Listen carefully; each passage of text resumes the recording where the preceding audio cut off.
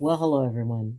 This is Dr. Ayleen, and this is another chapter, or hopefully one of the last chapters, of the Displaced EmPath. And for those of you who are listening in on Blog Talk Radio, this is Healing House Radio. So, yes, this part of the journey is hopefully coming to an end fairly soon, like maybe by the beginning of next week. The water should be turned back on and power should have been reestablished, and I will be able to go home.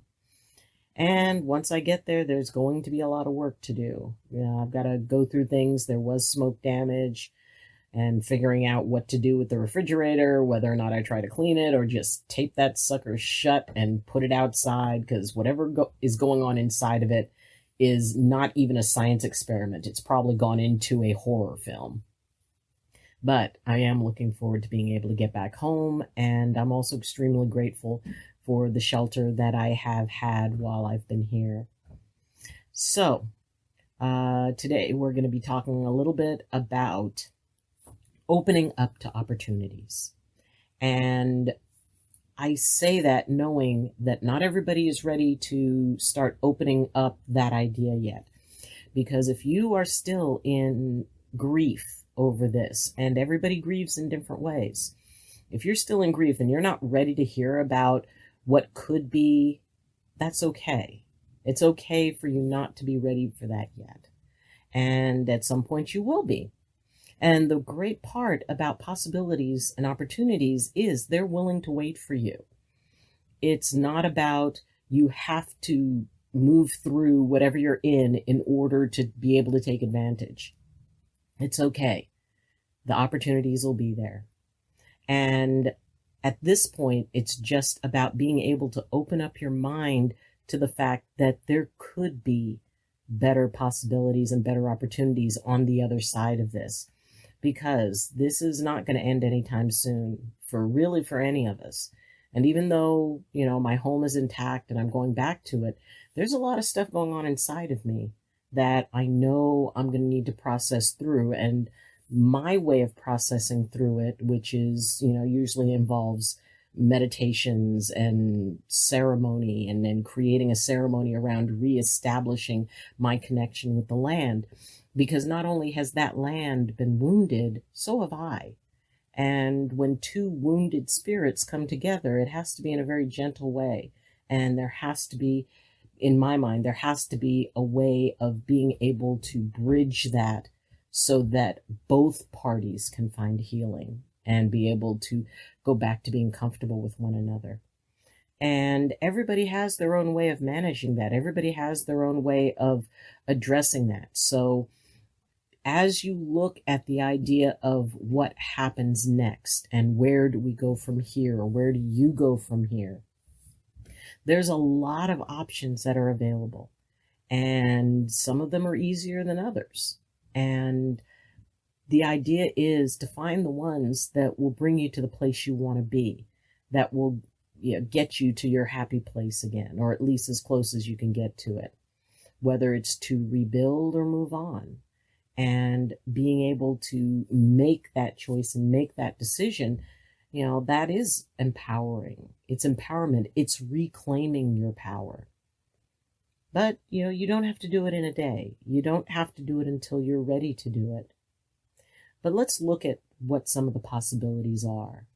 For me, it's, there's some things that maybe the smoke damage, I can either try to restore it or go, you know what? Maybe I can let it go. And changes in my life as far as, maybe how my space is set up. Maybe I want to change that. And even if it's just as simple as when I go back, I'm going to redecorate this room differently, or I'm going to, decide to hang up those photos that have been sitting there not hung up. Or maybe I'll decide that, you know what, I can let those photos go because I never did hang them up. So this is about reclaiming what it is that is within you and creating your space again, creating your sacred space. Now, traumas and things like this can also affect relationships. And considering the fact that we've been having like one thing on top of another, on top of another, on top of another, it's really been hard on a lot of the ways that people interact, a lot of the way people communicate. And so if things are strained between you and friends or loved ones, yeah, it's a difficult time, it's a stressful time, and it's important to be able to get that into the equation, to bring that piece in so that you can decide, okay, if I have just like not, had the idea or the desire to be around somebody, it may not be that your relationship is meant to end, but just it needs to take a break because there's some communication errors. And I've talked to a lot of people who says like, well, through this thing and this person, they weren't who I thought they were. And so now I don't want them in my life. Well, people respond to stress and trauma in different ways. And the fact that people may be thinking that, it's like, there's a saying that stressful times do not build character, they reveal it. And maybe it's true that, this situation has brought out something in your relationship that has now been revealed. And it's like, okay, now I think that, maybe we're not as close as we used to be. Or maybe it's just that you're having a tough time and everybody's stressed and things can be said that, people honestly don't mean. Hello, Luna. Hi. And so, it's about finding the balance point between taking seriously what someone says in a stressful moment because it's coming in through the filter of stress. And that filter can be a very difficult thing to deal with because if you are, kind of let's say you're in the anger phase of grief and you're kind of spoiling for a fight, because I know I was waiting for somebody to say something so I could be angry.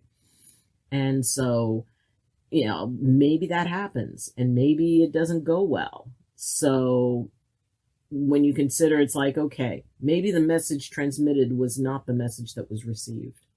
And maybe that person did not mean anything when you felt that they said something very insensitive. Or maybe the person who you're speaking to who accused you of being insensitive or whatever, that maybe, what the message that you wanted to transmit wasn't what they heard. And these are such difficult times, and it's very easy to have misunderstandings. So my biggest suggestion in that is to consider, before you consider whether or not that, it's like, oh, well, we had a fight, so I don't want to be friends with that person anymore. Consider that if you could take that one exchange away, if it never happened, would you still want to be friends with them? And if the answer to that is no, if you feel that that has revealed something in their nature that you really don't want to deal with, well, then you go do what you need to do. But have it come from a place of clarity. Have that choice come from a measured, balanced place rather than the passion in the moment. Take a breath. It may not be what it seems to be. And often things are not. And see, that's a part of being able to open yourself up to new opportunities. Because if it would appear that, it's gone, there's nothing there, or, I don't know what to do. I don't know if I want to stay or go. I don't know, what my situation will be. Being able to realize that that is the reality in the moment. And what you feel is real. And it is in the moment. In the next moment, you may feel something else. In the next moment, it may be different.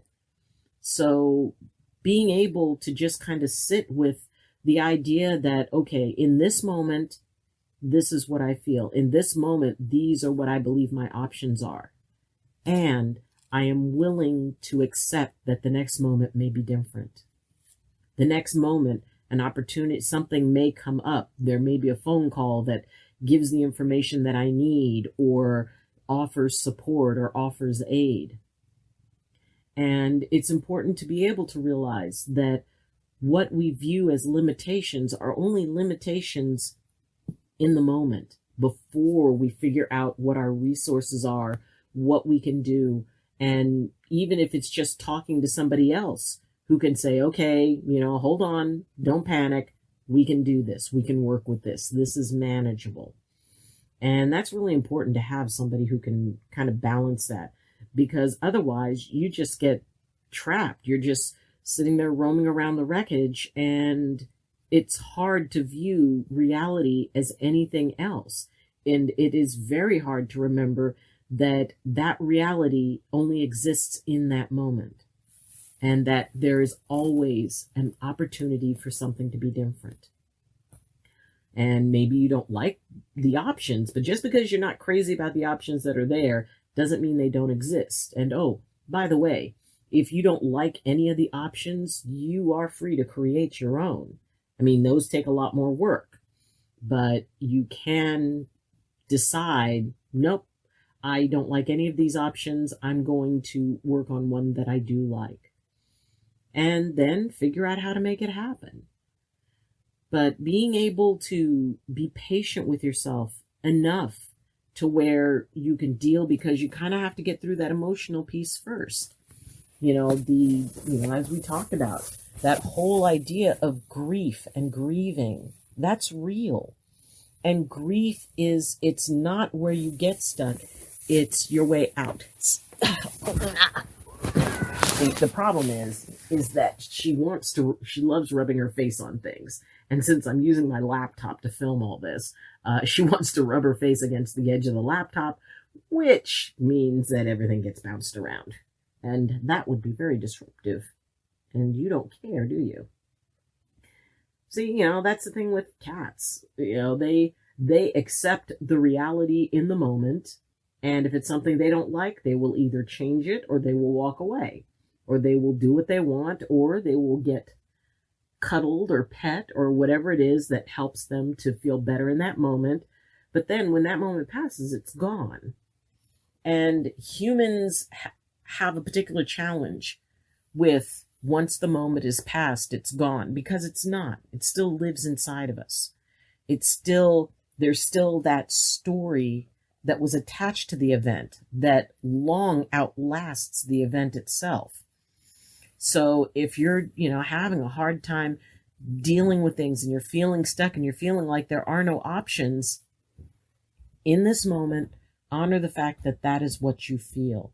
In this moment, honor the fact that, you don't have to justify what you feel, and you don't have to change it just because somebody else thinks you should. Eventually, you will reach that place of being okay with the fact that there are possibilities, that something different, I won't even say something good, but something different that you can grow with will be a part of what's meant to be. And as I said, you can create opportunities. It's there's no rules against that.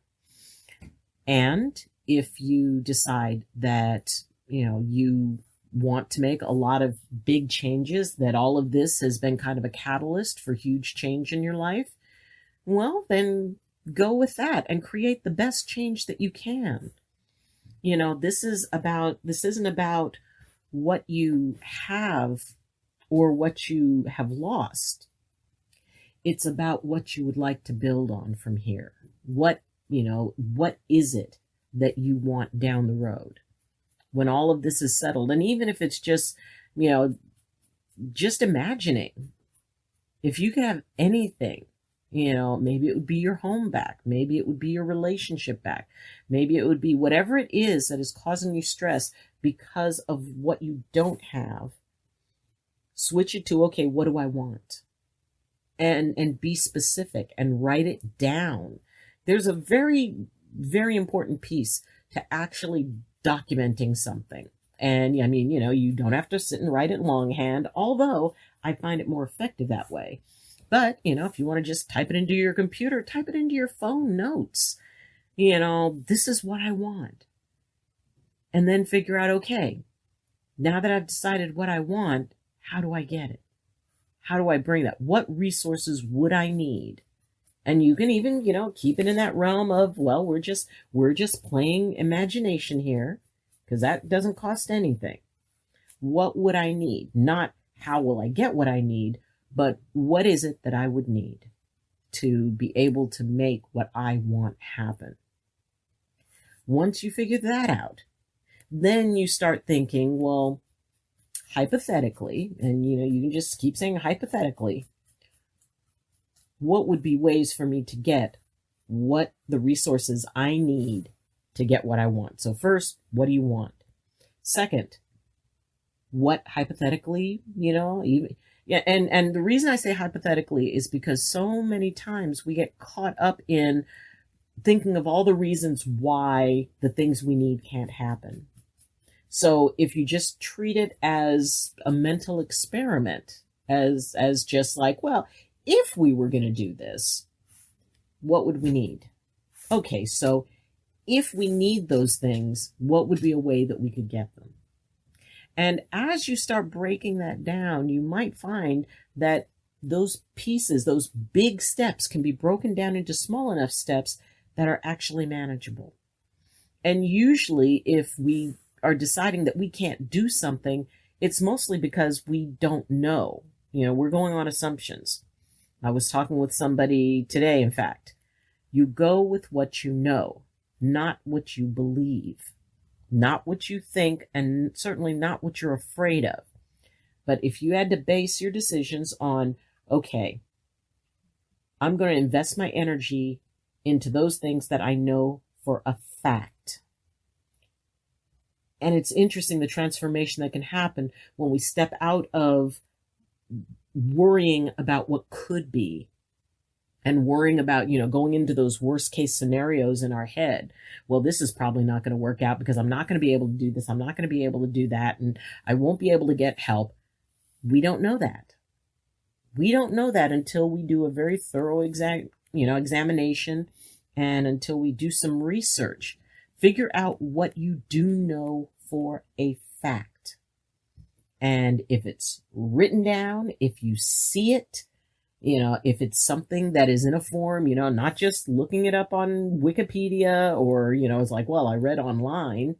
No, these are things, hard, concrete facts, documentation from, for us, it's, documentation from CAL FIRE, which, they're the ones who have been managing this whole crisis, and God bless them. They've just been amazing and helping to save so many homes and so many people, and working so hard and using them as the source.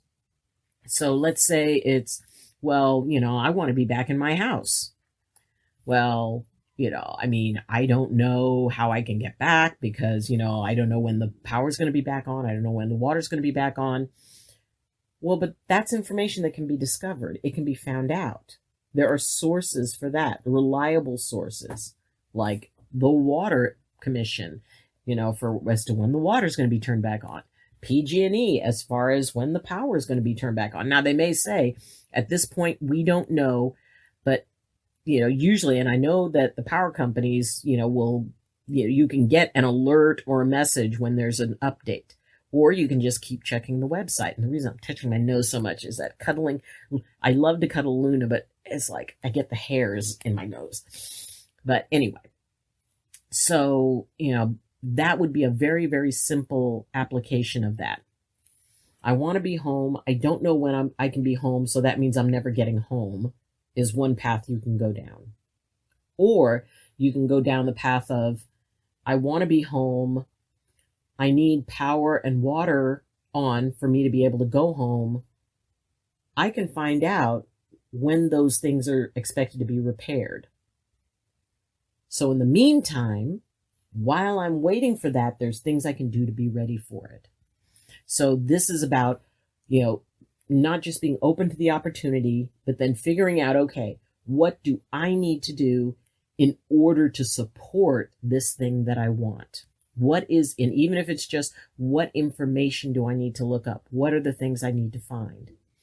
There are times when we really need to lean on that left brain, that analytical part, that really, okay, let's break this down. Let's, the zeros and ones, possibility, probability, and what do we need to do? What are the steps we need to do in order to make this happen?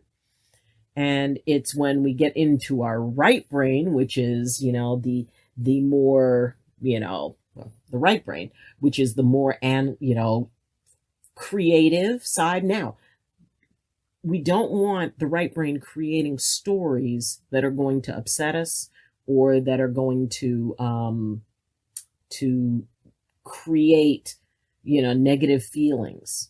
We don't want to go into that worst case scenario or it's hopeless or imagining all these horrible things. Trust in the analytical left brain to go, okay, we've got a problem, we need a solution, and then incorporate the right brain to create creative ideas to be able to solve it. We don't want, right brain going, well, this is going to be horrible for all these reasons I've created in my head of all of what probably will not happen or probably can't happen or horrible things that might happen. No, we use the left brain to call in the right brain and say, okay, creativity, we need your help because we need to create a solution. So let's get imaginative. Let's start working on some ideas. We are resilient and we are able to figure stuff out. We're very, very clever. And we also know that we have resources that we can tap into.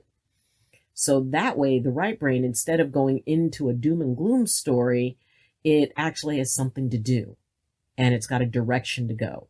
And if we can focus on, anytime we start feeling that need to fall into, the harder stories that only cause us to, get stuck further, then we can get the right brain hooked into, okay, what problems can we solve and how creative can we be in solving it? We can use logic and creativity to be able to get where we want to be and to achieve the things and to recognize the opportunities that are out there, that are available, and to be able to take full advantage of them. And please, please, please trust in the people around you. I mean, yes, sometimes people say things and it really doesn't help and they mean well, but it's not helpful. And it's okay to say, you know what? I really don't consider that statement helpful right now. So, but if you have people who you can talk to who are, who have either been through something like this or who have a lot of knowledge, in, good common sense and who are able to be good at problem solving, go find all your problem solving friends and say, hey, I need to figure a way around this, and they will get on it. They will figure out a way to do it. So it is really, it can be a very bonding experience, because I was talking about like relationships. Well, when you bring in, a problem to solve into a relationship, often because that problem becomes the focus and everybody gets on board with being able to solve it, a lot of times that can actually help clear up misunderstandings by giving a singular goal that everybody can be on board with. So it's okay if you can't see the opportunities right now. It's okay if you're not even ready to look. Because, like I said, those opportunities will still be there. They will still be available. You are still creative and insightful and resourceful enough to be able to figure out how to get your life back to the way you want it, or to decide what new life you want to create. What do you want to change? What do you want to make new again? What do you want to make different? What are you ready to release? And looking at it as these are all things, even the things that you would release, being able to do that makes room for something else. When you create a space by letting go of something that it's okay for you to be done with, that leaves a whole new space for something new to come in. And nature does abhor a vacuum. So something will be able to come into your life, into that space, and be able to enrich your life and have you come out of this more than what you went into it with. And if nothing else, you come out of it knowing that you are stronger than you ever thought that you could be. So maybe that's the point. But either way, you can do this. You're very resourceful and very clever. I know that. And you are also loved. I know that. And you are supported. So tap into those things when you're ready, because when you are ready, the opportunities will be right there. So thank you for joining me, and very, very, very special announcement. In the description, there is a link. Tomorrow, I'm being interviewed on a podcast on Twitch, and it's actually for gamers. But we're going to be talking about a lot of different things. And so I've been invited to be a guest on it, and I will be answering questions. And the link for that is in the description. So I invite you all to check it out, and I'll be sending out notifications for that. And once it's done, I'll, see about arranging to upload it onto my channel from the channel of the person who's doing it. But I'm really excited about it. It's just sort of interesting, me being an old boomer, going to be talking to, a bunch of younger folks about, a lot of different things, about how they're managing in their lives, their wellness, their body, mind, and spirit connections, and possibly how they might be able to avoid some of that back pain by how they arrange their gaming time or their gaming chairs. So it'll be fun. So I invite you to log in and check it out. And it will be at 5 p.m. Pacific time and 8 o'clock Eastern time. So give it a shot. Who knows? Maybe I'll start something on Twitch. I don't know. The opportunities are endless. So if you like this video, please press like. If you have any questions, comments, or concerns, please leave them in the comment section, or you can reach me through my Facebook group, Medicine Walk with Dr. Ayleen. You can follow me on Twitter, and my email address is in the description, so you can reach me that way. And if you'd like to support this channel, please consider subscribing. That would be so awesome, and I would be tremendously appreciative. So again, thank you for joining me. And as always, I wish you balance, and I wish you blessings from my heart to yours. Love you, and see you next time, or maybe even tomorrow. Bye.